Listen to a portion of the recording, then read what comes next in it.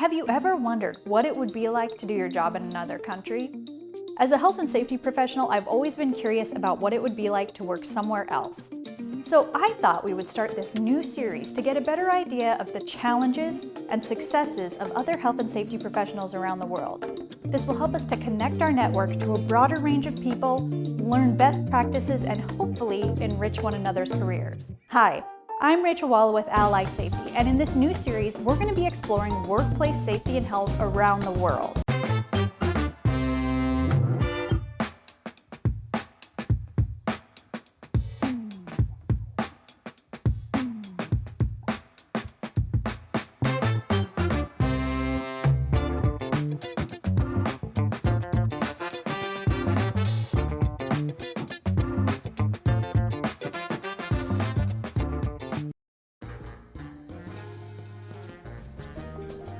For this month's episode, we're going to a country that you normally associate with vacations, not with work. Let's see what it would be like to work in Barbados.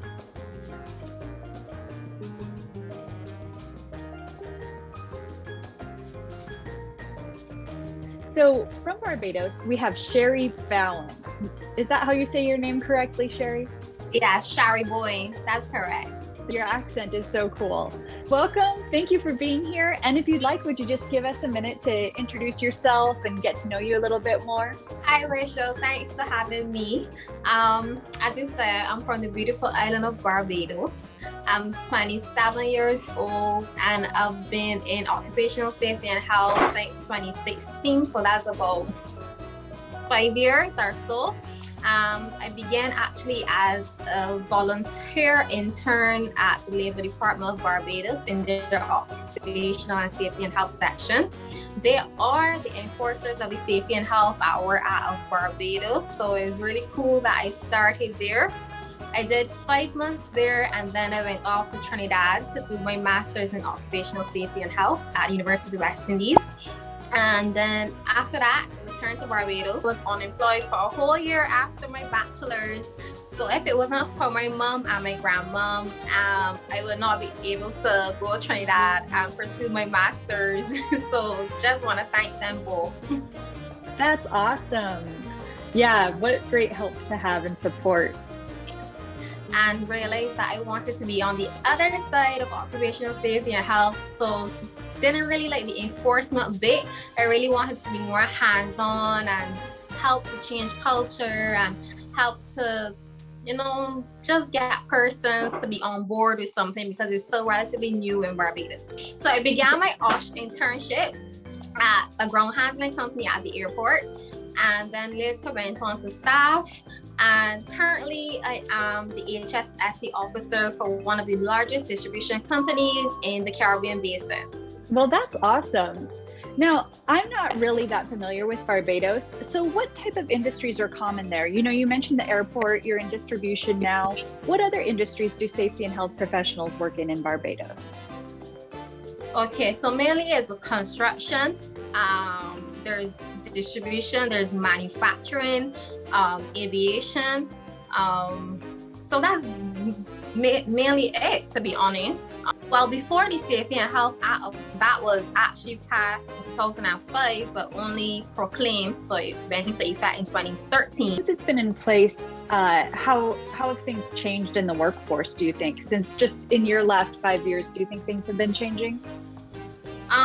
To be honest, when I started though at the Labor Department during my internship and we would do inspections of workplaces, I found that a lot of persons, and that was in 2016, and a lot of persons were not aware of the Safety and Health Hour Act.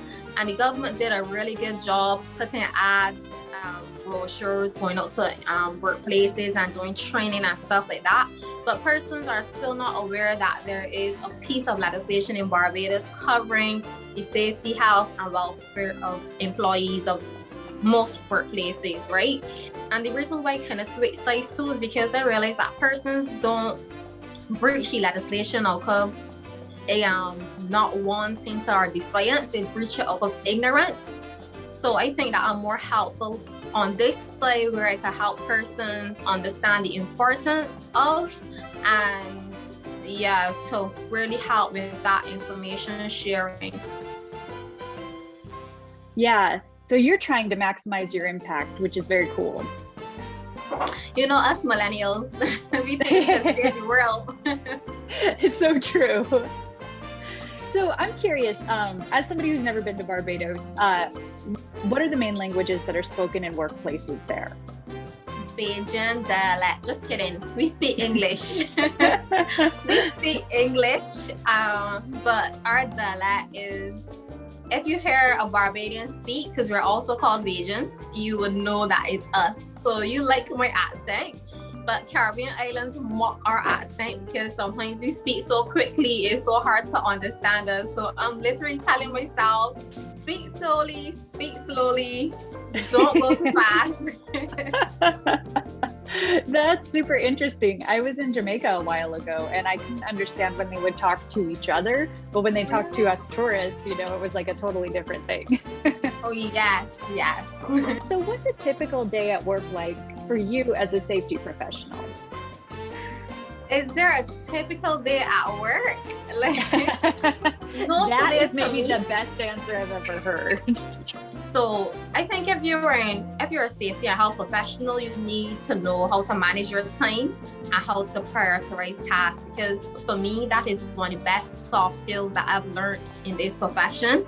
I had to learn what is high priority, what is medium, what is low, what can wait until tomorrow. So to answer your question, there's no typical day. I have to just go with the flow. I definitely understand what you're saying there. And making that list of priorities for me has been totally what's guided me from day to day every year of my career. Because if you don't, you know, you always have too many things to work on, it seems like.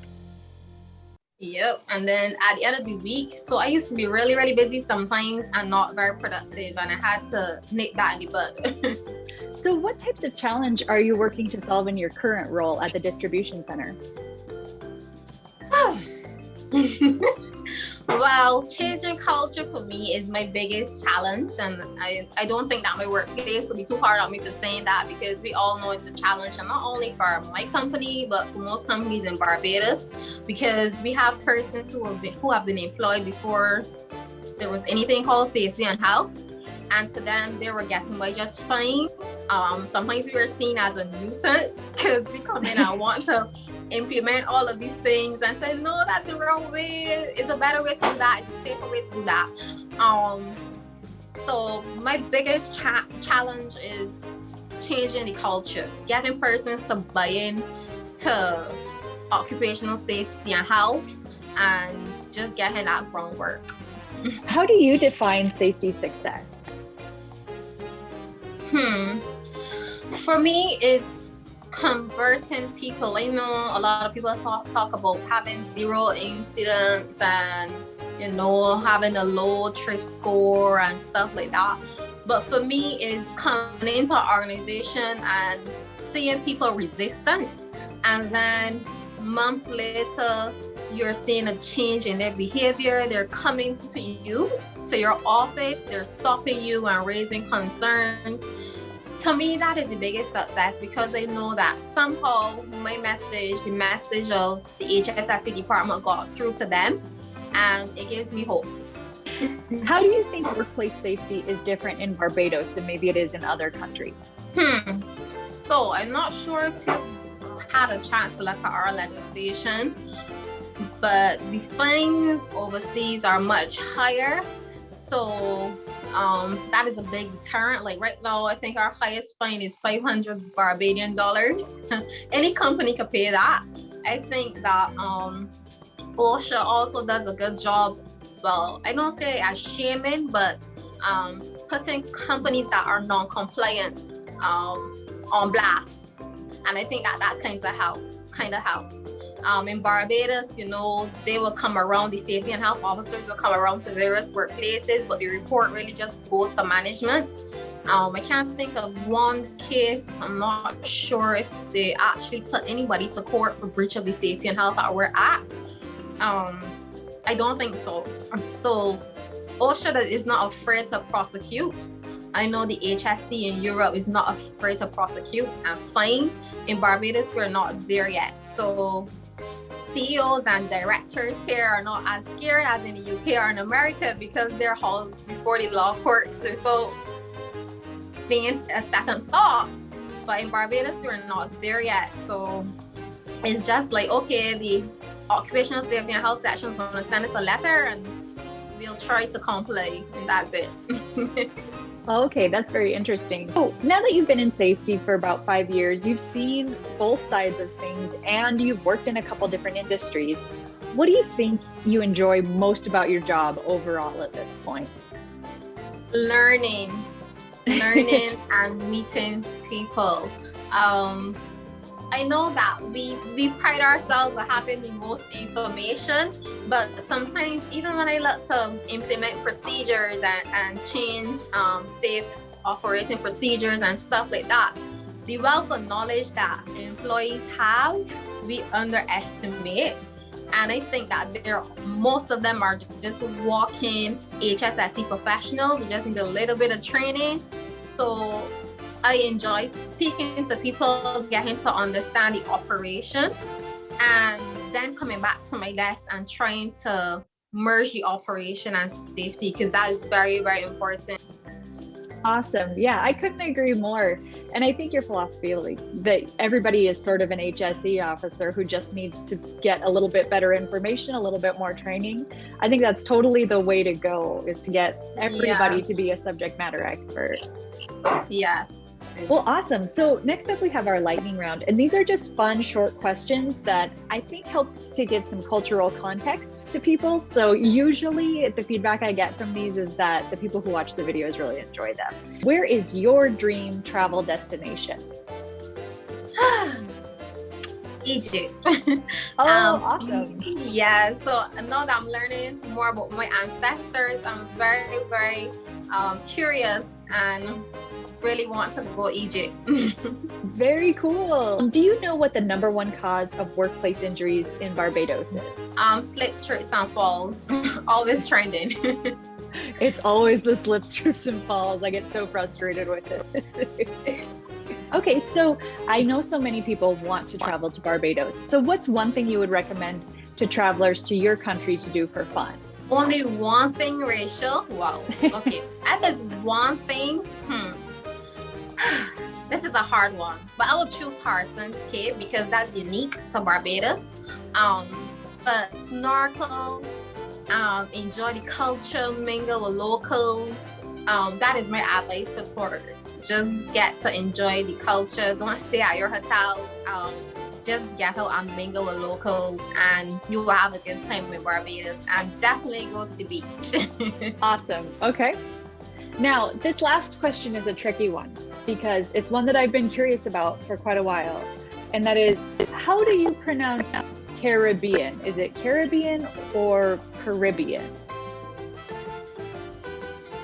Depends. Caribbean or Caribbean works just fine. Depends on who you speak to or which island you go to. Oh, but we really? say Caribbean. Some people say Caribbean. So, yeah.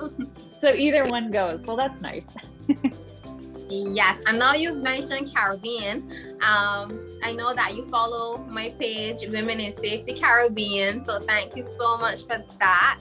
And that was actually started because I feel like there are so many women in safety now in the Caribbean, but we don't have an outlet that we could come together and trash out issues that are unique to us. So yes, thank you for following. Yeah, absolutely. And I'm going to link it below for anybody else who wants to follow it on Instagram as well.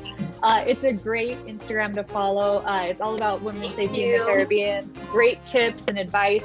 So I've actually really enjoyed it. Thank you. I love your page as well. Oh, thank you. So glad that we could connect. Thank you so much for watching. And Sherry, thank you so much for being here. If you enjoyed this video, please hit that like button. And if you'd like to see more videos like this, please hit that subscribe button. Until the next time, we'll see you guys later. Bye.